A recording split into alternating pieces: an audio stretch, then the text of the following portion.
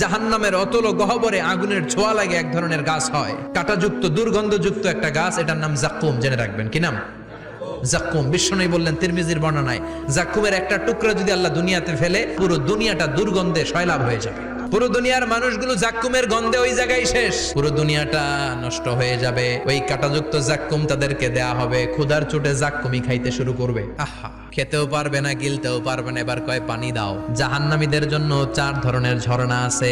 একটার নাম হলো হামিম, মানে ফুটন্ত গরম পানির ঝর্ণা। 2 নম্বরে হলো গসাক, মানে বমি। 3 নম্বরে হলো গিসলিন, দুর্গন্ধযুক্ত রক্ত আর পুজ।